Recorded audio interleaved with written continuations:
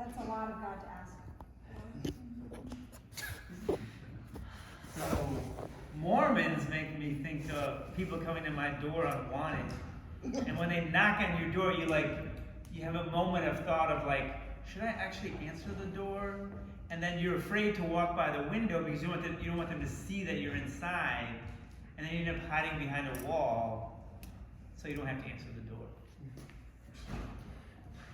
That makes me think of when I would go door to door as a real estate, as a realtor, as a real estate salesman. Starting, I was going door to door, and there was this a lovely person who was chatting with me. I hadn't spoken to anybody else that day. It was kind of depressing. But this one mother answered the door, who was being very kind to me, chatted with me, said, "Hey, I need to go finish cooking dinner.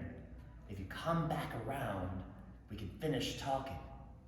So I went about the neighborhood, walking along. It was a nice day, and I circle back around to this house, the one house that kind of gave me hope that day. I ring the doorbell, and nobody answers. And I could hear kids speaking up saying, "Aren't we gonna get the door?"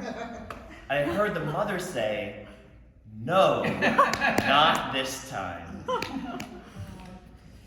Yeah, so that makes me think of this thing that happened to me when I was a kid. So my two best friends were John and Katrina, and John was like a year older than me, and Katrina was a year younger than me. And I went over to we lived in the same apartment building, and I went over there all the time. And so one day I go over and I knock on the door, and I hear them right there with their mom, and they're like, "Oh no, it's Allison." Just like, what do I do? And I remember the outfit. I had on like little overalls and a little yellow t-shirt. I just, and then I was just like, well, I'll just pretend it never happened. And like I guess that was the moment I became a functional adult. John and Katrina, I miss them. Knocking on doors makes me think of college, when you'd have a party and the police would inevitably come and knock on the door, and you would really gather yourself and try to be the adult you were cosplaying as in college, and tell them everything was fine while people walking around with like beer boxes on their heads in the background. And that's what answering the door is.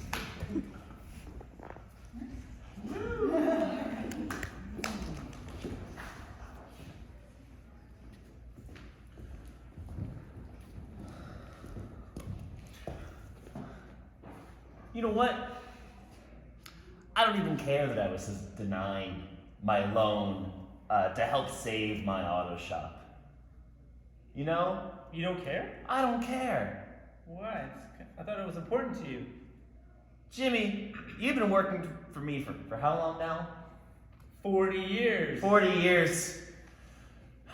I gotta tell you, I led this shop to financial ruin. But it doesn't even matter. I don't care. Do you know why? I don't know why. Because despite running an auto shop for 40 years, I finally feel like an adult. Just now? Yeah. So you've been running this shop for 40 years, giving me a paycheck every 2 weeks for 40 years, and now you're calling yourself an adult? I don't get it. How old are you? Oh, age is just a number, my friends. Are we talking like 60s?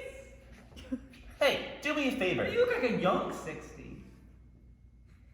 Thank you. Do me a favor.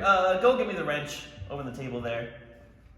You know, Jimmy, I just feel like I haven't done anything else really adults in my life. I mean, I've run a business, sure, but I haven't gotten married. I haven't traveled. But now, applying for a bank loan for the first time, just feel like I've done something adult, you know?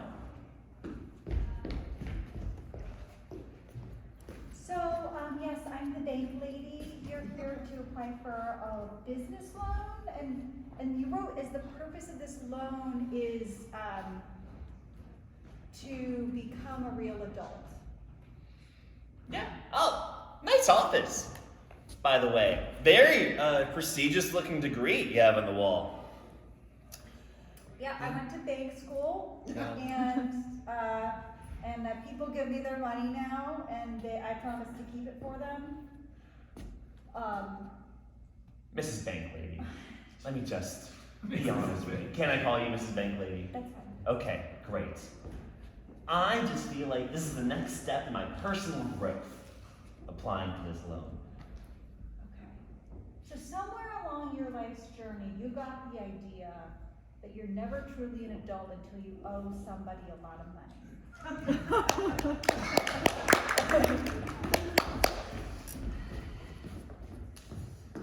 Oh gosh, what are we gonna put in the Advent house this year now that we're on our new, healthy regime?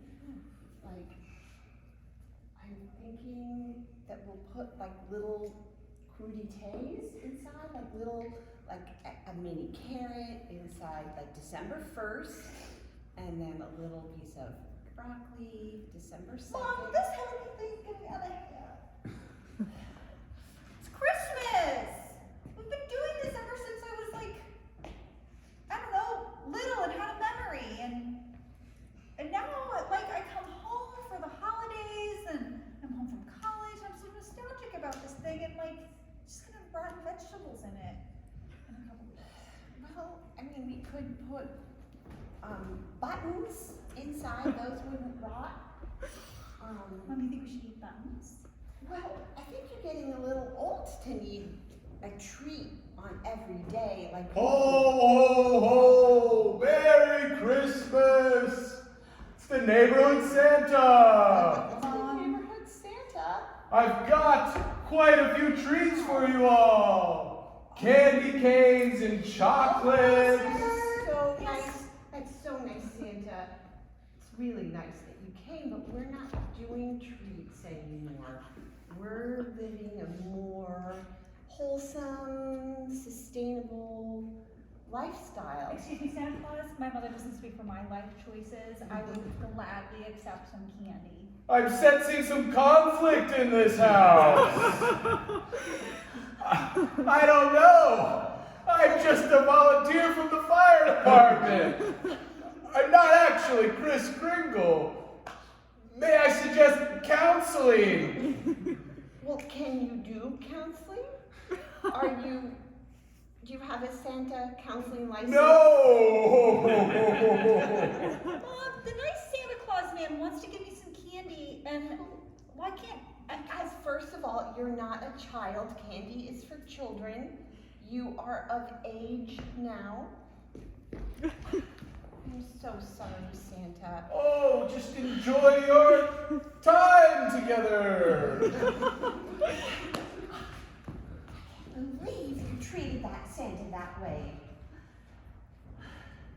You stole from Santa. Mom, he came to our household, and the door's just wide open, ready for any Santas to come in, okay? And he wanted to do something nice and make people happy, and you lectured him about like your newfound shtick about eating healthy. He doesn't want to hear that. Santa just wants to bring nice things to people, have them smile, and be jolly, and it's open, the door's wide. Oh yeah, it's just a porch door. Yeah, we don't close our door in this house. Hi, my name's Sally, and I'm selling Girl Scout cookies. Oh my God. I'm sorry, Sally, but we're a treat-free household, and I really respect your mission and your organization, but maybe if you could just, come up with like a crudité box or something. No one knows what crudités are, okay? This is this very nice Girl Scout who wants to give us cookies so that she can, what are you using it for? For the Girl Yeah, Scouts! for the Girl Scouts. She said that, and I'm making her say it again, and, But just look, okay. Yes, I have a pouch right here with lots of boxes just look ready at- for you to take. Look at these ingredients. yes, this is deliciousness, happiness. This will make you feel much better about, okay. And for the children! Won't you give money to the children? Well, can we just give you money but not take cookies? Yeah!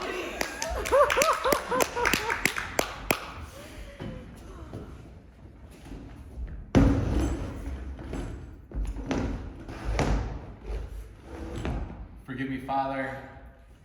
It's been 6 weeks since my last confession. Yeah, I haven't seen you around in a while. What have you been up to? I fucked up. I really fucked up, Father. I went to Hershey Park. Hershey Park? I went to the amusement park with all the chocolate. I ate a lot of chocolate, Father. There's nothing wrong with chocolate, my son, Jimmy. No reason to hide for 6 weeks. It's just 'cause you went and ate a piece of chocolate. I had a lot of chocolate, not just a piece of chocolate. Like I was swimming in a fountain.